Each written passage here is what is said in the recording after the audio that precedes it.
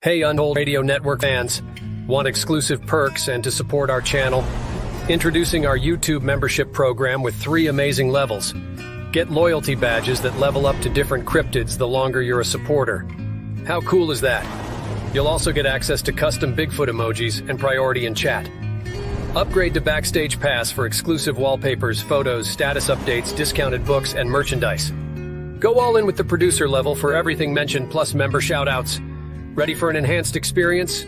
Join now, pick your membership level, and let's make this journey even more exciting together. The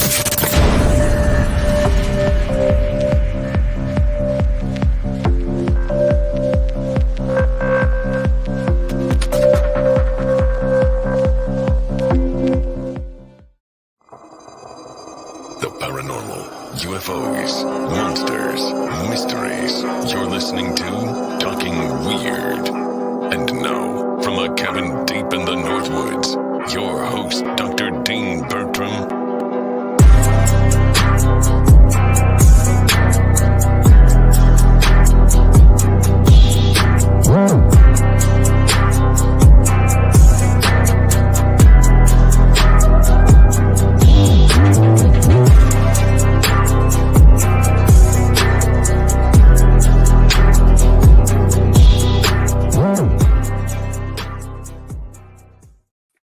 Well, good evening, all my fellow weirdos and weirdettes. Welcome to Talking Weird on the Untold Radio Network. I'm your host, Dean Bertram, and I'm so delighted that you can join me tonight as I swelter a little bit in my little attic kind of hidey hole where I record this show from, because it really does feel it's getting summery in the Northwoods, which is lovely. But regardless of perhaps my little bit of perspiration, if you see it, it could also be from excitement, because I'm super duper excited about the guest that is visiting with me tonight. He serves as scholar in virtual residence with the Winbridge Institute, and he's editor-in-chief for the Winbridge Research Centre's Threshold, Journal of Interdisciplinary Consciousness Studies. He's a researcher, writer, and multimedia specialist focusing on the interrelationship of art, culture, and consciousness. In 2011, he established the Liminal Analytics Applied Research Collaborative to focus on combining applied scholarship, digital media, and social network development to build strategic transdisciplinary lines of communication. He is joined with Dr. D.W. Pasulka of late to launch a new series of online courses on UAPs, UFOs, titled Beyond the Stars, and Course 1, Foundations, UFO UAP Studies, starts on June 24, and you can still enroll. And then later there's a more advanced course, which I believe is kicking off on August 15, which is, just basically taking you further into that journey. And I can't think of a course which I've heard of in any recent time which sounds more exciting than this. At any rate, I'm so delighted to welcome back to Talking Weird one of my all-time favorite guests, David Metcalfe. Hey Dean, how's it going? Man, it's so good to have you here. It's great because you're here visiting with me. Yeah, I'm so excited. I love our conversation, so this is awesome. I appreciate you having me back to talk about some UFO stuff. I'd have you every week. I'd twist your arm to do a show with me. We both had more time. Launch a second show, just chatting to you. But we're obviously going to talk about a lot of UFO stuff tonight. And obviously, that's my wheelhouse and what I'm most interested in. But I'll tell you what, as somebody who comes from an academic background in this field, it's so exciting to see you and Diana putting together a course like this. It's just phenomenal. I wish this had existed when I started on my serious research, over a couple of decades ago. So maybe you could start by talking a little bit about the course and how you and Dr. Pasulka came together to think about putting something like this on. Yeah, it comes out of exactly what you said. With the topic becoming more public. I mean, it obviously always was public, but with it being taken more seriously, I guess, in the public, and the tide kind of shifting on the laugh factor. One of the things that I noticed is that as professionals are coming into the topic, what's coming out in the news and what's kind of addressed by some of the congressional reports and the RO report and that, it's a really limited slice of what this topic actually entails. And it's not always it's not always accurate to what the actual phenomena is. And so what we're kind of hoping to do with this course is, give a framework and an introduction, as best as we can to the topic, covering as many different areas as we can, right? So sort of the beginnings, some of the precursors to the flying saucer, and then the UFO. Diana's specialty obviously is religious studies. She's done so much work with the Catholic tradition, looking at sort of the ways in which some of the purgatory narratives and some of the miraculous narratives in the Catholic tradition mirror some of the reports for UFO phenomena. And so, just really, really kind of covering those chunks that I think most of us that have been looking at this topic, we're fairly familiar with it, to the point where it gets into the sort of nitpicky niche stuff where you're starting to look at, oh, you didn't mention this like obscure contactee from 1956 or something like that. But that can be off-putting to people who are just coming into the, maybe they had an interest in it, but a lot of times their interest is Ancient Aliens, Discovery Channel documentaries, History Channel documentaries. We want to kind of provide a baseline, a sort of a groundwork, that people who are new to the topic, or people who are familiar with the topic, but their familiarity may be blocking them from seeing some of the stuff that's actually developing right now, which I have to admit, on my own part, developing this course has opened me up a little bit more to some of the contemporary stuff, which I'd been kind of like, putting off and hiding safely in vintage vintage saucer material, but kind of taking what's happening now seriously, and looking at what that means, and then and providing a historical basis for that, because just to kind of highlight that point, to promote the course, I started posting on LinkedIn, which up to this point, I posted some of the courses I did. I posted the UFO and horror course that Diana and I had done for Morbid Anatomy.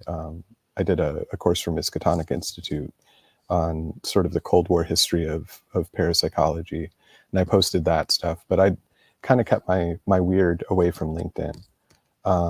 And for this, I was like, well, we want to address this topic to the public. So LinkedIn would be a great place to kind of find the voice of what does that mean? Like, what resonates? I mean, my background's in digital media and social media. So LinkedIn was a good place to kind of test that language and to see what people actually react to and don't have the cringe factor, or sort of this is wacky stuff that you're talking about, what does that language look like? And when I started doing that, I realized that, this thing now is really necessary, because a lot of ufology is very pop culture, and there's good information in that, but that's hard to digest when people have been fed, this laugh factor that's been the case since the 50s, or I mean, honestly, since the Foo Fighters and Ghost Rockets and that, or even the Ghost Ships. There's this sense of sort of novelty to it, of, like, oh, that's a funny story, but it's not real, or you're crazy. I mean, like the whole gamut of that, the kind of debunking and the not skepticism, but sort of just like, that can't be real, so stop talking about it thing. And so when I started thinking, like, what can I post to sort of, not just be posting promotions for the course, but sort of post content around that, and post information and articles and that, it really hit me like, oh, wow, like we need to start talking about this stuff differently, at least in terms of how we're approaching this for people who are coming into it from, the public and professions, academia, science, research institutes and stuff like that. People are willing. I mean, I posted it, I didn't get any kickback. Everybody was very positive that have interacted with the posts on LinkedIn. But it really, doing it there, you get that sense of like, there's a different way we have to talk about that and find that language. So that's kind of one of the things hopefully this course will help us work through and work out. Because, we have live sessions as well, but what does that conversation look like going forward? Because one of the things that had turned me off, I don't know about you, but the government UFO stuff was just like, this isn't what I know. This isn't touching any of the history. This isn't touching so much of the phenomena. This isn't touching people's experiences. It's touching a handful of military encounters, which some of them, look pretty drony. So it's like this isn't the thing we're looking for. Even Vallée has said the same thing. Jacques Vallée, has talked about how he really is only interested in high weirdness cases because that's where something's actually going on. And even if it's not, something sort of outer, then something's interesting going on with some advanced technology that we're not publicly aware of or something. But, so yeah, just kind of finding that voice for it is one of the things that I think is what this course is about, is finding where do we go from here? Because you see it on Twitter and you see it on social media. There's the people who have been in the subject and have been looking at it. There's some tension between the current rollout, and the current sort of popularization and the people who have been here for a while, So I don't know. Do you know what I'm saying? How do you feel about like the sort of government thing? Have you had a similar reaction to it, or? Yeah, I absolutely agree, and I like it that you're very conscious of that in your approach. I think since 2017, when obviously the New York Times story broke, and from then on forward, when it became somehow acceptable for the media and for the government and for people in positions of authority to talk about this subject again, which really hadn't been the case at an ongoing serious level probably since the end of Blue Book and the Connon Committee closed the doors and everything, right? Really since about 69, people stopped talking about this regularly, seriously. I do think that when it was almost like the conversation was restarted at a 0 point, like people just coming into it thought about the Tic Tac videos, and then obviously the other stuff when they started rolling out the Navy pilots, and then they rolled out, people like Elizondo were coming out, and then Grush was coming out. It seemed to be that the entire focus became on, there's some disclosure about to happen, and it's that ahistoric aspect of it really did frustrate me, that all of a sudden it seemed like there's no history prior to 2017. You know what I mean? And sure, you can talk about, well, there was ATIP existing for a while, but it all fit into this very government orientated narrative. And what I think frustrated me the most, and still does, although frustration might be not the exact right term, just I kind of look at it and almost throw up my hand. So I guess frustration is that there had been a UFO community obviously for a long time, but the expectation became, even with people in the community, and perhaps this dates back even to Kehoe, truth be known, but when you don't trust the government or sources within the government really to tell you the truth for going on 80 years, all of a sudden there's this expectation that the truth somehow being leaked out through these very controlled channels, and all of a sudden this is where we're going to get the data. And this, of course, is assuming that is the narrative anyway, that it's extraterrestrial, metamaterials and biologics and all this other kind of, mumbo jumbo talk. But it does ignore the richer, deeper history. And I love the fact that I was looking at your course, and it does go back into, much older historical tales, it looks like anyway. And I certainly know that that's Diana's background, as you were talking about, as far as she came into it by looking at similarities with visions that Catholic saints experienced compared to modern UFO cases. So I love that you guys obviously are conscious that this isn't an ahistoric phenomenon that we can just jump on now. But at the same time, I think what you're saying is important, that you're probably far more conscious of it than me if you're about to start a course, that there is this new language, and somehow you have to be able to approach that awareness as well. So it must be a bit of a juggling act to be able to hit all of those. It really is. And that, again, especially looking for things to post, I think once we've taken the material into the course, we're able to talk about it in a context. But finding other people who are talking about it in a context that doesn't, have some sort of hook attached to it, is difficult. And it is, so many arguments and strong factions of belief. People have, I know that Diana, Gary Nolan, Valet, even, when Valet doesn't really post online anymore, but there was a period in time where he was writing articles for Boing Boing, and he did one on crop circles and was talking about directed energy weapons, and how that played into what one of the theories that he felt was strongest for what was going on with some of the more weird crop circles. And he had just brought it up as a theory and kind of went through, there's a military installation right here. They were working on this stuff. Then you get the crop circles here. And this article wasn't controversial at all. And within a collegiate conversation, which is what he was hoping to elicit, even if you disagree politely, or you disagree positively, that's a great idea. I don't know though, because XYZ, right? But when you get it into the current state of social media, and it's been going this way, it's black and white. It's you're wrong and you're an asshole and you're a disinformation agent or whatever, it just rolls out into these different accusations and that. And he got frustrated and was like, I'm done. I'm not going to be posting to this stuff anymore, and I know Gary Nolan has had similar kind of back and forth interactions where he just, Gary's a little bit more of a bulldog, so he doesn't turn away from it necessarily, but it's frustrating for them to be trying to open up the conversation. And I understand the distrust, it's not ill-placed, you need to be careful, obviously, but not being able to have the conversation is frustrating, and that's got to change, because if this stuff is going to be taken seriously by people, it's not going to be taken seriously when the largest group of people who are talking about it are so vitriolic and are so at times paranoid. And when they say things,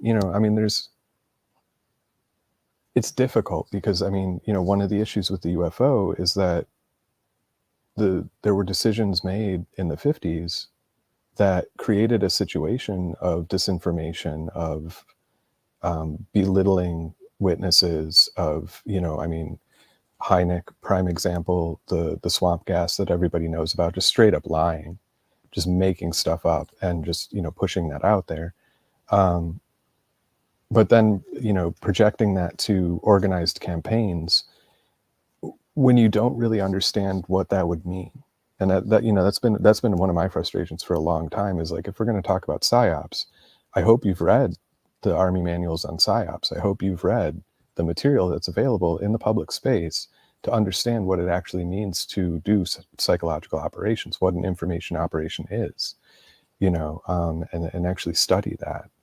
And that level now that it's become where, people within the government are coming out with an interest, you just had Colonel Carl Nell, who, if you look at his resume, it's insane. He is one of the most military of military people, going to the SALT conference, which is a conference on global investment.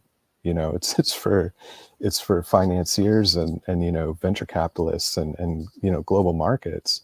And their end talk is him talking about UFOs as a black swan event. And then you have, I don't know if it was the next week or I don't know, it was right after that though. The next Soul Foundation white paper that comes out is about planning within the UK Parliament for UAP as a black swan event, right? So you see here a US military, he's retired, but he goes up to a major global investment conference, says UAP's black swan event, and non-human intelligence is real, I have no doubt, goes through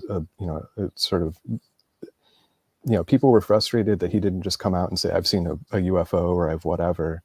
But he spoke fairly clearly in what he said, if you understand the milieu that he's talking in and how those kind of messages are passed. He was giving the okay to invest in UFOs. That was essentially what he was doing. And then you have a white paper come out talking about the same language being used in policy planning in the UK, you start to, step back from the kind of concerns about information operations, which again, that may be the case, right? That could completely be what's going on. But the fact that there's this coordination there, start to look at that and start to kind of sit with that. And that's kind of, hopefully, I don't know, because we're all entrenched, but hopefully things like this course and, some of the things that other people doing, there's the Limina journal, which is another academic ufology kind of thing. Michael Sifone is running that, and they're doing similar things. They have courses now. They're a little bit more academic, in terms of the focus and kind of what they'll be talking about. Whereas this course is scholarly, but focused so that people can actually get a grasp on it. It's not for specialists. So it's a really interesting kind of time period we're in. And I was up into starting to work on this course. I really didn't even want to talk about the military stuff. I didn't want to talk about the contemporary stuff because it didn't seem relevant to me. Now I'm kind of seeing it differently because it's starting to take a little bit more of a grip in culture, and I'm realizing, hey, we really need to figure out how to talk about this across channels, across specialties, and what does that mean, I'd like to have your take on something which I've been conscious of over the last, I don't know, half dozen years or so. It seems to me to be that many of the key players within the disclosure movement or the channels for the information, whether that's Leslie Keane, whether it's somebody like Tucker Carlson, who's been pushing this story forever on Fox now independently, whether it's David Grush himself, whether it's Tom DeLonge, whether it's Hal Puthoff. So all these people who we kind of attach with this to this movement, often knowing each other, often moving in the same circles, have said repeatedly that this non-human intelligence isn't extraterrestrial. And I don't think that's really caught on at the base level yet. Like, I don't even think when Congress were talking to Grush that they kind of understood, you know what I mean? I think so I don't know, could you talk a little bit about your take on what's going on there? Yeah, it's the ultra-terrestrial, crypto-terrestrial hypothesis. Right. Was obviously something that Passport to Magonia, Vallée, who was very deeply engaged with actually a similar thing to what we're kind of talking about here. Anatomy of a Phenomena, right, was an attempt to bring a serious conversation to this. If you read the introduction to it, he's very specific, like, hey, this is written for a popular audience, but it's also written so that scientists and researchers and policy planners and everything can read it and start to get a feel for how weird this phenomena is, how prevalent it is, and how real it is. And with Passport to Magonia, he, starts to look at the fact that, well, not only do these things kind of mirror, myths that we've had or legends that we've had or folklore that's kind of come down, but if you start to look at that similarity, what does that mean? Because it's not always things coming down from the sky, right? There's tons of chthonic elements. There's underworld elements. There's, a lot of, in Vedic traditions, you have the Naga, right? Or Buddhist traditions as well, the Naga. Serpent creatures that hold wisdom and like are capable of teaching, and are capable of recognizing enlightenment and that, but they exist in this sort of other place, and they exist in sort of this underworld. And they can be dangerous, but they can also teach, you have a lot of that, there's a lot of different traditions like that around the world. And then when you start to look at these experiences, Whitley Strieber's the smells that he had during his abduction encounters, right? They were earthy smells. They were smells of dirt, and the things he saw it was very cave-like, kind of like interior, I think, you know, in an interesting way, it kind of parallels what Josh Cutchins is doing with the Bigfoot phenomena, looking at it and saying, hey, wait a second, if we don't cherry pick what we're looking at, if we look at all of these stories that come around, which have these interlocking elements, it doesn't seem that we're talking about wood apes, you know, like that some, like, you know, some throwback, like, you know, evolutionary jump or something. Like there's something weird here. And it's the same thing with the UFO phenomenon. When you look at it as a whole and the ways that people are talking about it, it doesn't fit this idea of spaceships coming down and interacting. And the time periods that it stretches through when you start to, you know, do that sort of comparative research, it doesn't necessarily fit. And I think that when you really do look at the totality of how this, you know, from the Arnold sighting, which is a very mediated event, right? The Arnold sighting is not the beginning of the flying saucer era. The Kenneth Arnold sighting is the naming of the phenomena, right? Like that's when that phenomena that people had been seeing, you know, because you have Meade Lane in 46, he's talking about the Carrizo, right? So the Arnold thing is the naming. So where we get this category, and then how that category moves to where we're at now, the different sort of elements to it that shape what we think a UFO is. You know, I told Diana when we were starting the course, I was like, at this point, I don't know what a UFO is. I don't know what that word means, because it's so diverse in terms of what people experience when they have these experiences, from structured craft experiences to orbs to, you know, psychic experiences and downloads that feel like they were from some other, you know, place. It gets a lot weirder than just saying it's these sort of, you know, beings from space. And a lot of that comes out of the popularity of the Ancient Aliens thing, which was there from the beginning. I mean, you have, I'm forgetting her name off the top of my head, but she did that story, The Son of the Sun, not Angelucci's one, but there was a short story in, I think it was Fantastic Tales, was it? Or Fantastic Stories? And it was 47. It was like right after the Arnold thing. Mm-hmm. And it basically encapsulates the trajectory of the ancient alien things. I think it even starts out with, you know, like, we were here before, you know, before you were here, and we've been here the whole time, and we've been guiding you in different ways, you know. So that's the Shavarian hypothesis as well. Yeah, yeah. Well, Palmer was the editor on that. I was the editor on that one. On both. He was hovering around that story, this story as well. But I mean, it just, and the shaver thing, right? And the shaver thing's interesting because that's a good example of sort of this story which exists, but it's not necessarily real, right? Like, it's a true story because people experienced it and they were like, hey, that sounds exactly like what I was experiencing. And not in the, you know, not in a sort of mental illness reflecting onto things, but people really, you know, they move. It's the same thing with communion, right? I mean, the communion, unfortunately, we don't have a lot I don't know how many letters are existent for what was sent into Palmer, if that was ever archived, or if we have any of those. But with Whitley, we do, right? The Rice archives, the Archives of the Impossible, have all those letters. So, you know, and it's a crazy amount of letters being written in to people who were receptive to what Whitley was writing. And again, those letters don't fit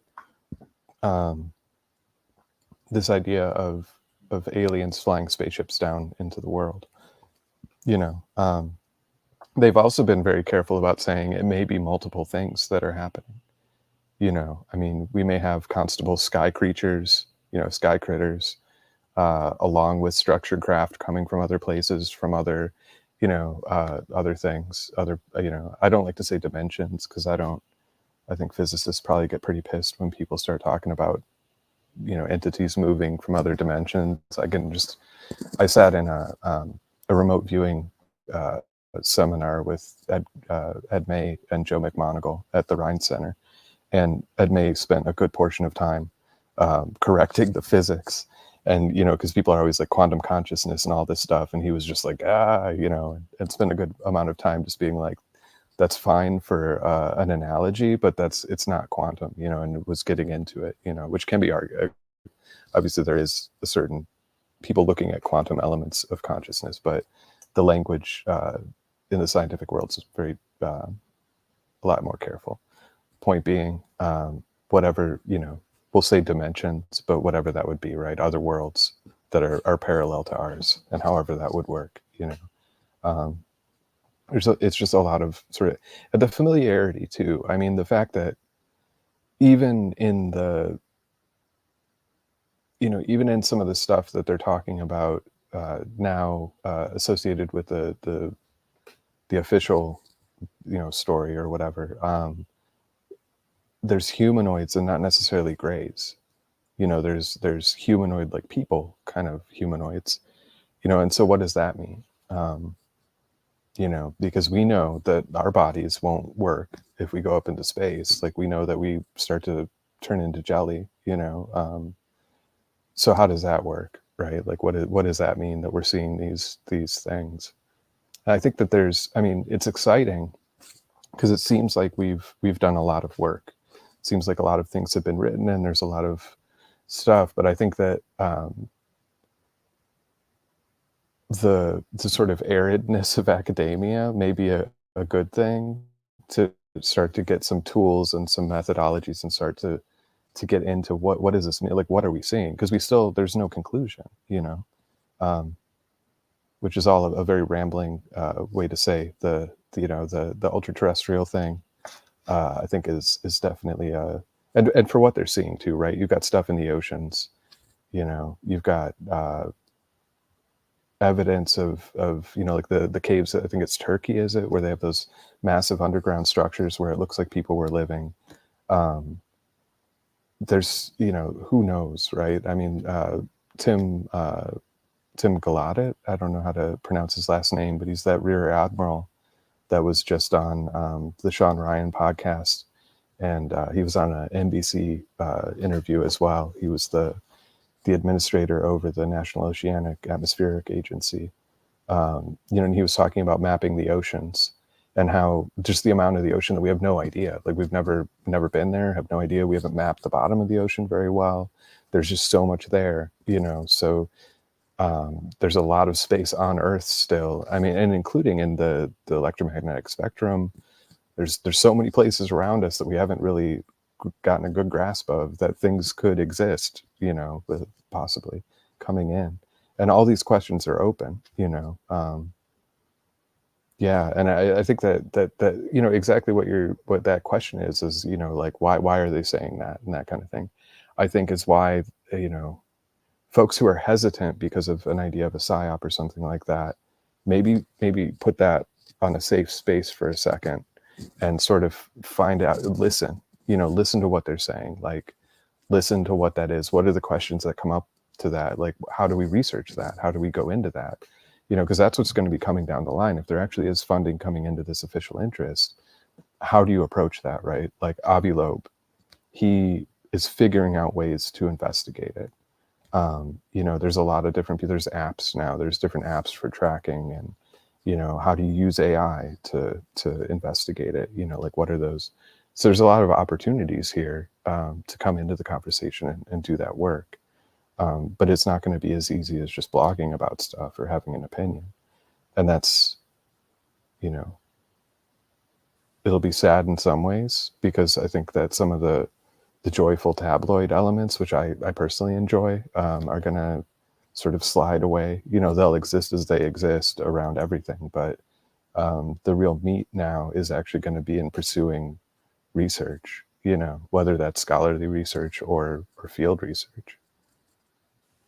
Yeah, I hope that it doesn't get that it doesn't become controlled. You know what I mean? That there doesn't Yeah. become an official academic way of looking at this, and then everything else is kind of, pushed. And when I say whether it's the hard sciences or whether it's the softer sciences, which is obviously my background, that there are some ways you can look at this and there's some ways you can't. Because I think that if there is even an answer to any of this stuff, and I'll be honest, I don't know if there is an answer we're ever going to get, but I think the important thing is for us to question and to look at it with different kind of methodologies and different modes of thought. Just quickly though, we had a question from Flat Rockland, and he said, will the course be at UNC or online? And it will be on. Oh, it's online. Yeah, it's an online course, so it's available wherever you are if you have a decent internet connection.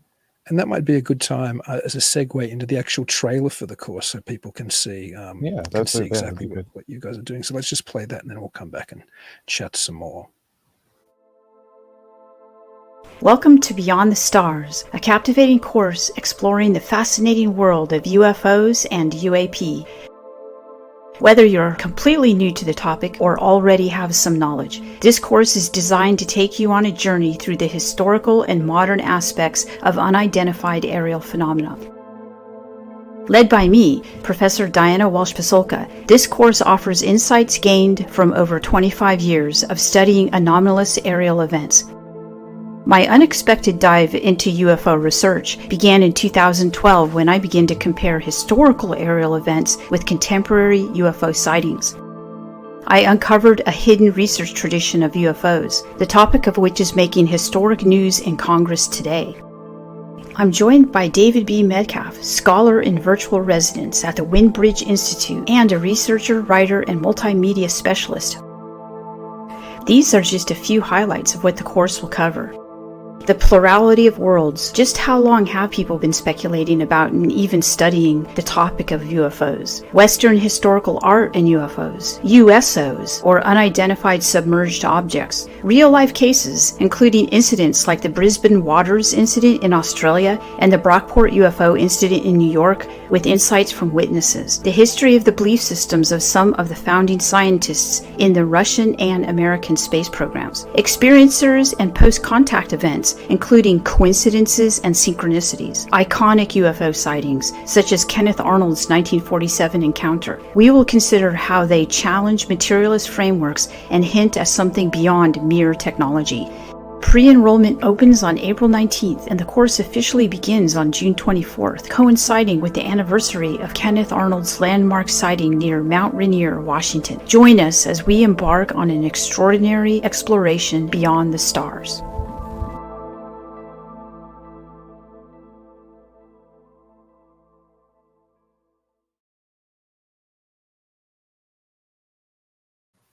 That's excellent. I'll have a link in the show notes too for people who want to just click on through and check it out and or enroll. It just, again, it looks fantastic. I'm so happy you guys are doing this. When I look at that, there seems to be so many things you're covering. And as you mentioned before, it's obviously difficult to, you can't cover everything, obviously. But did you both sit down and say, well, these are the cases I want and these are the cases that, that I'd like, and you kind of came to a decision on what to actually focus on, or how did you and Diana choose the focus, I guess, of particularly the case choices? Because I saw it lists some specific cases that you're looking at. Diana has her favorite cases, and so that's what she those are the ones that she chose. We operate very efficiently as independent units that come together. So it was really bringing our specialties together and sort of melding those. So it's weird. I find that, and it may just be because I'm a distracted human being, but the folks that I end up working with, as much as I've worked with Diana over the years, we come together and it just syncs. And then it works, It was the same way with the horror course. We have our areas of specialty, and we just bring that to the table and we go. It's pretty amazing. I mean, the stuff that I've done with Greg, same thing. Greg Bishop, same kind of thing. It just when it works, it works. And at this point, I've become almost superstitious about it, where if it's too forced, I'm like, yeah, I don't know. Like, I don't know if this is the right thing to be doing. Like, if we're not able to just function, you know, like, and operate, I don't know that, you know, I don't know that it has the kind of grip that it needs to have. So thankfully with this, it's that way, you know, we work in sort of synchronicity, and it comes together, and it's like, oh, sweet, you know, like that works out. We're both so invested in these topics and in the research that it's very natural, you know. And again, I've known her for a while now. I've known her for about a decade. So and we've co-authored papers together and that. So yeah, it just kind of vibed and came together. Oh, that's great. And what can a student expect as far as the structure? Because I know there's some live aspects of it, Mhm. and so how's it going to kind of just for the first course, for Yeah. example, how will that actually roll out? We will have a live course, which will be sort of the introduction. People can ask questions, and you know, so we can sort of set the table for what's coming next. Then there will be a series of modules, you know, pre-recorded modules that we'll go through. Throughout the course, they'll have access to us to ask questions. You know, we can we'll be in contact.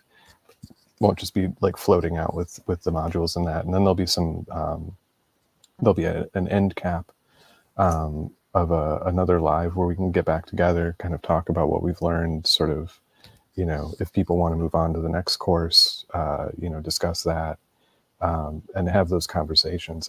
You know, I think those conversations are probably, for me, those are going to be the most exciting thing. The course itself is, it's an interesting intellectual kind of thought experiment of putting this stuff together and, you know, building the course, but the conversations that come out of it are really, I think, the important thing, and keeping those conversations going too. So, and we will also have kind of supplemental material. So reading lists, we're talking about maybe, you know, what can we do to get people access to some of the, you know, papers, even some ephemera material, right? So important articles from magazines that you may only be able to get if you go on to, you know, eBay and spend $20 or $70 or $100 or however much, right, for a vintage magazine. So trying to figure out how to get people access to that as well. But yeah, so there'll be supplemental materials, the modules, 2 live sort of bookends to the thing and conversations, and then access to us through chat and that. So It just sounds excellent. Ed Schultz, who is you'd actually, I don't know if you've ever met Ed. He used to be one of the exorcists for Ed and Lorraine Warren, and he used to be known as the psychic priest back in the day. Like, he had a column magazine and things. He's a regular guest on the show as well. But he had an interesting question. I don't know the answer to this, but this is before, when we were talking about UFO sightings. Are you familiar with Charles Bonnet syndrome, and could this account for some UFO sightings? I've heard that term before. Let me Google it real quick, and then we'll... Yeah, I'm not, I might have heard it as well, but I'm not at all familiar, Ed. I'm sorry, I can't answer that off the top of my head. Oh, interesting. Visual hallucinations caused by the brain's adjustment to significant vision loss. Occurs most often among the elderly, who are more likely than other age groups to have eye conditions that affect sight. That's an interesting... So this gets into kind of the experiential elements of a UFO, you know, experience, which again vary, right? You have this wide range, but and obviously I'm now just speculating off the top of my head, having just read the description of this, but you know, that would be interesting. I would like to... I'm glad you brought that up, because I'm kind of want to look into the neurology of what goes on there, right? So if you get blasted with an EMF field, does that affect the same nerve centers that are affecting the, you know, causing this hallucination, right? That's an interesting kind of direction to go down, you know. And that's one of the things that I think so much of the research, the neuroscience and the brain studies and the physiology, right, which has been baked into this since the probably since the 50s, but definitely since the 70s. You know, I mean, the work that the way that the UFO sort of floats around the SRI period with the remote viewing and that, right? They were doing replications of Cleve Baxter's work with plants. So if you, you know, the idea that the plant becomes sort of an organic antenna or an organic, you know, receiver, right? And you can feel, you can test that. So they use that now. Actually, they use plants to test in fields, because they know that, you know, one, you can see what minerals and stuff are coming. Certain plants grow in certain areas better, so there's different things with that. But you can also test water quality and those kind of things with plants, using them as your sort of you know, your sensor. And if you think to, there was a period a while back talking about the Skinwalker Ranch stuff, where they were talking about taking the biometrics of the guards, and the guards would walk around the place, and then they would get blood tests, and they would get brain scans, and they would be tested, their bodies would be tested to see if they were being affected by something, right? That goes right back to Cleve Baxter. That's using the human body as a sensor system, right? So that science has been here since the 70s, where they've, you know, parallel to the UFO research. You think of Michael Persinger in Canada, and his work with temporal lobe epilepsy, the God helmet, right? Which, and again, I think on the Skinwalker Ranch TV show, Chris Bledsoe sitting there with a brain stimulation device, and that. So that element of it, the sort of the physiology of the experience. Chris, you know, the Gary Nolan's research into the caudate putamen, whatever, the central brain part, that he saw effects from, both in, you know, in this cohort of military experiencers, right? All of that sort of physiology, that's coming into the conversation now, and that hasn't necessarily been part of the public discourse, the sort of ufological discourse. You know, and so for the public to kind of be given access to that line of thought, and to start to think about that, you know, something like the Charles Bonnet syndrome, right? What is that? What is the actual, like, mechanisms happening when that occurs? And then would that be, could you replicate that with an EMF blast? Or could you replicate that with, you know, something that affects the visual system, right? So that's the kind of questions that are coming forward when we have academia, science, you know, and these sort of tools coming to it, that we can start to ask and actually look at and actually start to really investigate.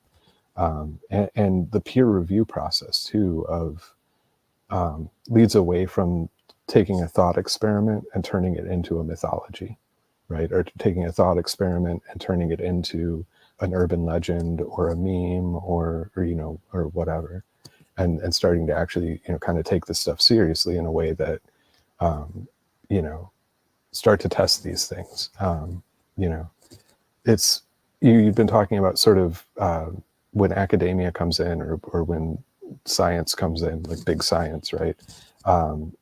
That it can sort of cripple the conversation. And I completely agree with that. And I think that that's another question that comes up. This is a question that's my friend and colleague, Hussein Ali Agrama from University of Chicago, he's an anthropologist, and he's written about, I co-wrote a paper, a review of American Cosmic with him and Greg Bishop. And one of Hussein's major questions is, what happened? So the way that we're kind of looking at it now, or what sort of is being explained as happening, is you have the UFO phenomena, and academia and science are going to come in, right? And the government, like, you know, machine is going to come in, and they're going to tackle this thing, and we're going to get to the bottom of it, right? But what happens we can see it happening over time, is that you run after the UFO, and then, oh, wait a second, like, there's something else that's interacting, and what I thought is no longer there, and now my reality's all weird, and I got weird experiences I have to deal with, and I'm having visions, and you know, some people are having precognition and all this stuff. So what does academia and science look like after it actually has touched the UFO, right? The UFO phenomena, whatever that is. Like, it seems that we need a new way to utilize these tools. We do need new tools. We need new thought frameworks, right? Ingo Swann was really big on this when he has this wonderful passage. I think it was just from his website, when he had actually kind of written a book, like the BioMind, I forget, it was Superpowers of the BioMind or something like that. He had this whole kind of book length thing on his website, and he talks about when you even think about the alien, it changes your thoughts. Just thinking about the alien, thinking about the other, and truly taking the other, and not just one of like other humans, right? Or other, you know, mammalian species or reptiles or whatever, nothing that we're familiar with, because we have others, right? But when you take all of those and you cram that into, wait, this is what we're familiar with, and there's this other, right? When you start to think about that and take it seriously, it alters your perception. It creates an altered state of consciousness. So what does that mean for all of these sort of official, very staid, elements of our culture, which are now turning their gaze onto the UFO, which we know shifts reality, right? I mean, it's impossible. It flies too fast. It appears where it shouldn't. It has all of these shouldn'ts. And what does that do then? You know, and I think Hussein is looking at it from, what do we do, right? Like, how do we change, and how do we change how we do it without ruining it, without just, you know, becoming completely unmoored and floating in nothing. Like, but then the question comes to what happens, because it may not be a choice so much, you know, we'll be altered. The ways we think about things will be altered. And this obviously plays into sort of the narrative of why we don't have disclosure, right? Because society could collapse, or, you know, all those things. And I think there's some valid elements to that. You know, that there is a certain danger of, you know, one, like you brought up at the beginning, where you've been lied to for 80 years. Oh, whoops, you know, sorry, that was for your own good. You know, like we didn't mean it. We're already in a situation where nobody trusts, you know, so it's like, may not be the best thing. And we haven't been in a position where anybody's really trusted stuff since, what, World War II, maybe? I don't know. I mean, there's a lot of paranoia. So humans are paranoid creatures. So, yeah, like, what does that do? Do you know what I'm saying? I mean, Absolutely. Like, how do you, what do you to give a, like, just think that through and just kind of like talk that through, like UFOs and science. What do you think happens, right? UFOs and academia with the true weirdness, right? I mean, the fact, like, Palmer writing sometimes essentially fiction that becomes real but not real, and people experience it, right? Like, how do you deal with that in an academic or a scientific setting? In some ways, and it's my bias, obviously, as somebody in the humanities, but in some ways, the humanities might be better at dealing with some of this material than hard science. But mind you, there are paradigms in the humanities as well, because when I think of Palmer, who really was a Fortean, he was perhaps one of the great Forteans. And I, of course, think of Ford, and then I think of all my time looking at the philosophy of science. So I think of Thomas Kuhn and these ideas that science mightn't be, the current model of science mightn't be capable of understanding or approaching it anyway, because the way a paradigm works is, if it doesn't fit within the paradigm, then the paradigm essentially can't deal with it, so it's ignored and it's boxed out. Right. Now, I agree that there seems to be an opening. It's what we've been talking about. There seems to be more interest in it. But even with the interest, I wonder if current paradigms can approach it. I mean, if it's something which is, look at things like, you're very good friends with Greg Bishop. Look at Bishop's thing on co-creation, for example, and UFOs reframing the debate, or, you know, or look at older folkloric traditions like fairy faith about glamour, you know, the ability for these things to totally change our way of perceiving reality. Right. Then how do you, if those things are whether they're true or not, they certainly ring true at a level that seems to explain this a lot better than some of the more, nuts and bolts type explanations of little Right. men in tin cans from outer space. So if there's something that sophisticated going on, which then is as much about us and as much about our perception as Ed Schultz was bringing up before, but perhaps our perception even at a stranger, deeper level, our co-creation of this mythology, whether it's Palmer writing things that are becoming true, or whether it's us interacting with some non-human force and somehow coming to some shared, if subconscious, agreement on what the thing is going to look like. Right. I don't know if my faith in science lets me think that the current structures are going to be able to approach this and work it out anyway, so. And that's the, the other interesting thing is we haven't had a real flap since 1973. There have been mass sightings, but there hasn't been a global flap since 1973, a global UFO wave. There was the Belgium wave, which has questionable elements to it. It may have been something else. There's been other, there was some sightings in Turkey. We had the Brownsville. There's been things where in a local area, there's been, oh, wow, right? But nothing like we had, 47, which, and this is an interesting thing with Arnold, is that, and again, why I kind of highlighted, he was there for the naming of it. But in 1947, there was a major wave, and people were seeing it before he saw it, and people were seeing it after, and it was massive. I mean, it was a massive wave of public sightings that were not isolated to Arnold. And I know the sort of, sociological reading of media influencing people to see these things. The number of reports, there's a great, James McDonald wrote an intro to basically the 1947 wave. It was put out by Kufos. It's a document, I think, from the late 60s. And I forget the guy, Ralph Bacher, I think it is. Or I don't know, I'm forgetting his name, but this report basically goes through where he was traveling at the time because of his job, the author of the report. And he would go to local libraries and go back to 1947 in the newspapers and look and see, hey, are there any UFOs mentioned? And he found that it was extensive. And these were just in the places that he was stopping, right? And so one of the things that McDonald points out in his intro is this is only what this guy was able to get when he, was going around to these libraries and getting this information. And then he had gone, I think, to the Library of Congress and tried to do a little bit more. And then McDonald had actually gone and called some of the people and tried to track down some of the people in the stories, because it was close enough to, it was the late 60s. There was still a chance that some of those people would be around. So he tried to track them down and get interviews in that. And found that in many cases the newspaper reports were not 100% accurate. They were newspaper reports, but they did capture the essential fact that yes, these people saw something that they couldn't explain.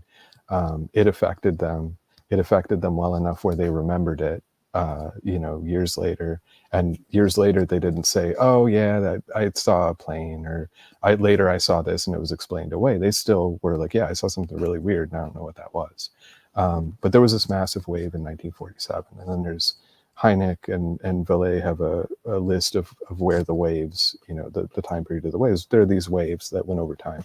73 was the last one. That's Pascagoula, right? Like there was I think Kufos again has a great sort of white paper document called 1973 Year of the Humanoids.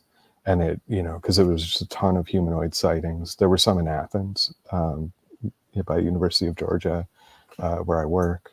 There was actually in the 70s, there was over by the Walmart that I go to, he's now a fairly well-known poster artist for bands and that, but his family property at the time was it was a slaughterhouse.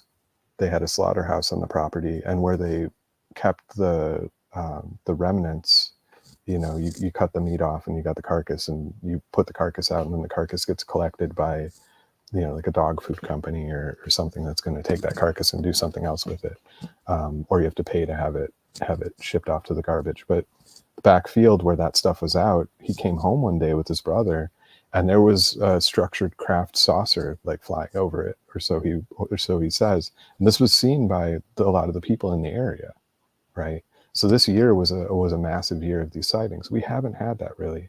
And that was something that I was seeing with the 2017 thing. And I started tracking Google Trends on, were people searching for UFO? How popular was this? And it hasn't really moved the needle. It's getting more so now. They're actually, the narrative is taking hold in the public, and that search graph is going up. But it hadn't got higher than the Chicago sighting. I forget when that was. That 2010, or was that earlier? Whenever the O'Hare sighting was, the Brownsville sighting was a huge spike. The Brownsville sighting was the biggest spike. But what those were regular people living their daily lives, looking up into the sky and going, "Whoa, what is that? Like, that's not real. Like, that's not something I'm supposed to see." And we haven't really had that. And and that was one of my frustrations with this sort of military, the military stuff, is that most people don't have a frame of reference for a gun camera footage. They don't have a frame of reference for flying a fighter plane and you see something weird. And that comes out in the conversation where it's like, oh, well, maybe you were, maybe it was effects of high altitude. Maybe it was the effects of, you're flying the speed of the plane and stuff like that. Maybe it's the effects of XYZ, because they've never been in that situation. So it's just speculating on what it might be like to fly a fighter plane. How does this gun camera work? Like, people just trying to sort of figure that out. Some people making, valiant attempts to contact people who have used them and track that down. But there's no familiar frame of reference for most people. Whereas when people just walk out of their door and see, whoa, okay, there's something going on, that's a frame of reference that people can sit with. And it's your neighbors, it's the people that it's your community members. And that was what drove, what we know of as this UFO interest. And it's kind of been running on fumes. And those fumes have been intoxicating people with underground bases and, the whole Doty narrative and the, what is it? I want to say Serpico, but that's not what it is. Do you know what I'm talking about? Project Serpo. Yeah, Project Serpo stuff and all of that. And these sort of alternate reality games and this legend tripping stuff has taken the space of people just actually seeing the thing and trying to figure out what it was. All of which, that was a long introduction to me kind of thinking this idea of a black swan event, right? So if this language is starting to come up, black swan event is, in geopolitical terms or financial market terms, it's an event you don't expect that suddenly reshapes the entire, playground, right? Like everything that is now flipped, right? The financial crash in 2008, that completely changed things. Companies closed, right? COVID, right? Like you had this massive change in the way that we live our life. If that language is being used, the question becomes, what happens when we have a wave with digital media? Everybody wants people to pull out their cell phones and take pictures of UFOs. Why don't they do that? We all have cameras. Why don't we take a picture of UFOs? Well, what happens when not only are people doing that, but they're actually seeing it, right? So it's not like, was that faked? It was, oh crap, that's what I'm seeing on my Twitter or your X feed. That's what somebody posted on Facebook. That's on YouTube. And now I walked out my door and I saw it, right? So that's gonna change. That's not the same kind of wave as reading it in your newspaper and then seeing something. That's real time. And we've seen the ways that that's affected things, right? That leads to riots, that leads to, all sorts of social chaos, and we can see that happening in our society.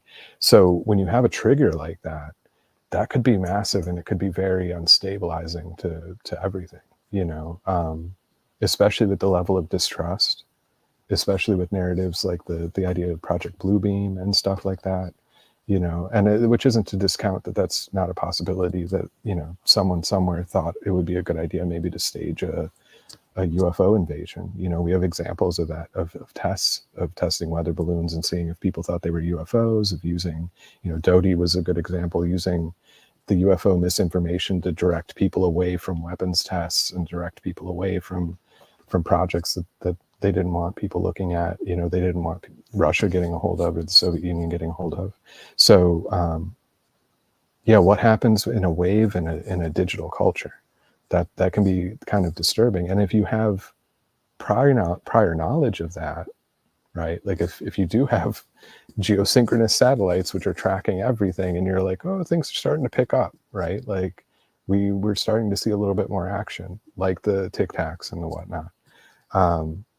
That could be a question, and it could be a matter of time, of being like, well, this is what we saw prior to those other waves, and we kind of got to be ready now in case it happens again, you know? And these are the kind of questions, again,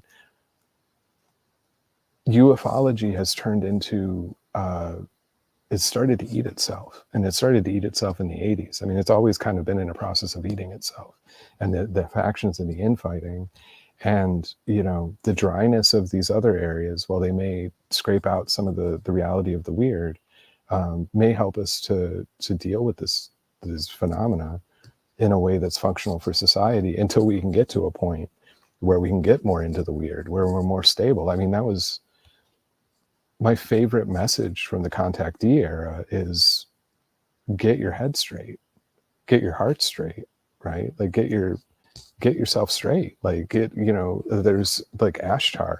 I think that there's that one Ethel P. Hill Ashtar book where it's like, until you're right with Jesus, we're not going to come, you know, basically. You know, and in a global sense, you know, everyone's fond of saying all the major faith traditions, you know, sit on a similar basis of, you know, like let's get along with each other and enjoy nature and be one with this thing that we're in.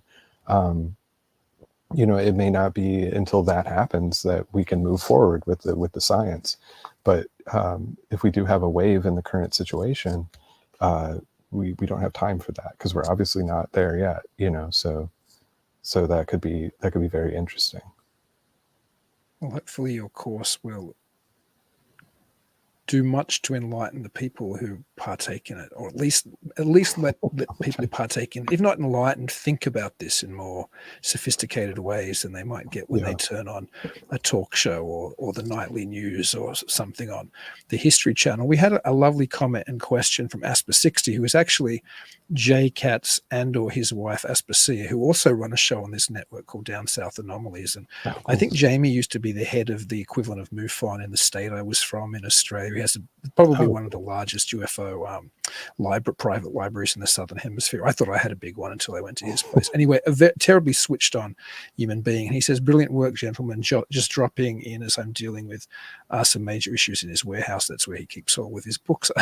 He says, respect to all, but he asks you, David, how long is the course and what's the cost? And he thanks you for your sensitivity as well. He's obviously enjoying the show. Good.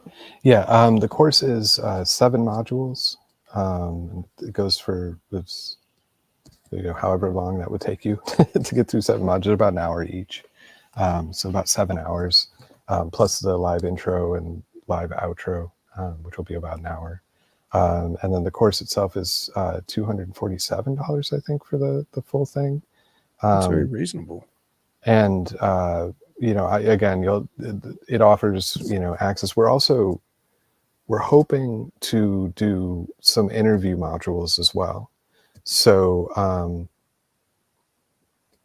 yeah, I see the comment there too, that maybe the Hudson Valley flap in 1983. Yeah, and that's an interesting one, because it's local, right? It's focused on one area, and these major ones were global. They were happening. You know, you'd have waves of them, and you'd have mass sightings in France, and there'd be mass sightings in the US, and there'd be mass sightings in the East Coast that would then over time go to the West Coast. Arnold is an example of that. There were sightings in Arizona, I think either before or right after, you know, in line with where he was seeing stuff. So that's the kind of the question. These regional ones can, you know, they keep the thing going, but the waves cause this massive societal change, and this, you know, those great 1950s paintings of people looking up into the sky as the UFOs coming down, you know, those pulp images. And that's sort of the, you know, as I think this out, right, like that's sort of the thought is, what does that look like in a digital situation? About the course and the interviews, we're hoping to get some interviews with folks up there, as well as sort of part of the add-ons, you know, and it would be people that are working on this topic, you know, through Diana and my contacts, and trying to bring those people in to have a conversation with them within the framework of the course, about, you know, what they've talked about. Hopefully, you know, I mean, obviously a lot of those people have been on podcasts and have been on news and have been on that, but maybe pulling them in a different direction, you know. I have a joke with Greg Bishop that my ideal sort of media piece in this field would be to take people like Valet and go to a steakhouse with him. Like, if you've ever read his journals, he's like really into food, and he'll spend like paragraphs like writing like this detailed, almost like food tourist sort of like writing, you know. And I would love to see, you know, that kind of thing. Like, let's spend some time eating well with Valet, you know.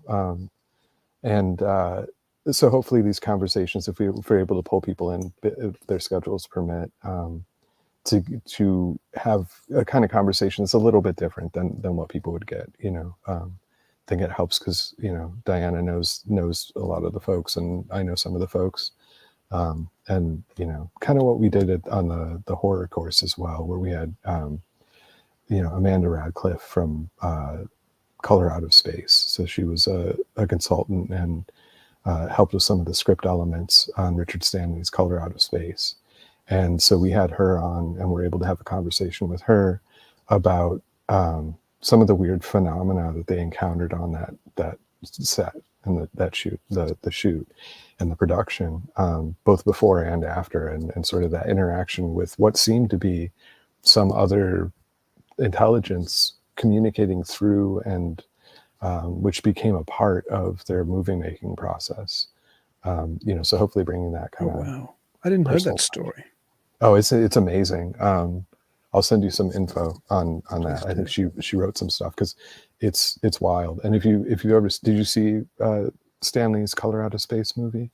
You know what? I should have. I mean, I'm in the horror space, but I've got to confess I haven't watched it yet. I watch so many submissions. I don't get to see all the mainstream movies. Yeah, you're movied out. You're like, you got like so little time. It's amazing. And they worked some EVP that they had gotten into the moments, into the sound design. Wow. So what they were kind of reciprocating through this interaction with these electronic glitches and stuff, they actually pulled that with the audio that they got that was weird. They pulled that and worked that into the sound design. And I saw it before I really started talking to her about those experiences. And you feel it in the film. You may not know you feel it in the film. I'm a weirdo, so like I'm like, it's feeling weird. Like, this isn't, you know, this is getting like, it's got like a spooky sort of atmosphere to it, more so than, you know, you'd expect. And yeah, and so in talking to her, it was true. Like, they were actually baking in this phenomena that was occurring on set and during the production into the movie, you know. So and that goes back to the question of, you know, what is the UFO? Because that actually led her. She's very deeply entrenched in the European esoteric tradition, which is a little bit different than the U.S. esoteric tradition. And so is Richard Stanley. And so UFOs were not her bag. She didn't care about that stuff. The experiences that she had on set here, and some weird synchronicities, led her to start looking into Chris Bledsoe's experiences, and actually led to, I had been friends with her on Facebook for a long time because of the esoteric stuff, and didn't really even know that she was working on this movie or that she had anything to do with that. And so our conversation about all this stuff spun out of synchronicities surrounding working with Diana on the horror course and that. So it was, the UFO thing, it gets strange, so it's much wider than just spaceships in the sky. And yeah, how to talk about that is the continuous challenge. I could keep talking to you now about the power of media sometimes when it's used intentionally to evoke. Yeah. Almost ritualistically. I mean, I know some filmmakers who do work ritualistically. Maybe that's another show. Maybe that's something. Yeah, the ritual of movies. It's true though. I mean, like the really good ones, Texas Chainsaw Massacre, right? I mean, if you listen to Tobe Hooper talk about that movie, he has a completely mystical concept of filmmaking, and especially on that film. Which is weird because Texas Chainsaw Massacre does not come on, culturally doesn't seem like it's going to be this like sort of esoteric work. But when you hear him talk about it and the ritualistic ways that he thinks about filmmaking, I think, usually I've come to almost suspect that any movie that's really good is going to have some element of that in it. Whether it was the actors bringing, character acting to another level, or the director having a sense of that, it's a really interesting thing. And then to go on film and project that onto the public, that's another sort of interesting element to it. Yeah, if you ever I don't know if you've seen it, but if you ever get a chance, there's a British director called John Harrigan, who's also a practicing occultist. Oh, I know John. I actually know okay, John. yeah. His film Light Ships. I remember when I played it at Midwest Weird Fest, but when I watched that, I was very clear something was happening at some, deeper subconscious level. And it was obviously intentional because he works ritualism in his art. Right, so. right. Yeah, I have. I'll send you a sound clip I did. I did an interview with him. I actually. I had done some attendant media around his work with Foolish People, and I think it was maybe the first movie that they put out. But yeah, so I talked with him a lot and talked with some of the other people that he works with. I've known John for a while because of I think one of the first things that got published. I don't know if he ran Weaponized, but he was a part of the first publishing group or around that circle from one of the first places I actually got published in a book. So that's fascinating. I don't know if the audience, you can hear it now, but all of a sudden the storm blew in here. And it's so loud on my roof up here in the attic. It was like as soon as we start talking about ritualism. get the full atmosphere. Anyway, it's just always such a great joy. And I'm serious. Let's come back and do a ritualism in film. Yeah, that would be fantastic. But how do people? I'll put it in the show notes again. But are there any URLs you want to throw out there, or do you want to suggest where people can go and find the course? Just people who listen and maybe don't click through to the show notes. Yeah. DWPasulka.com. She has the courses easily accessible there. There's a teachable URL too, but it's a bit longer.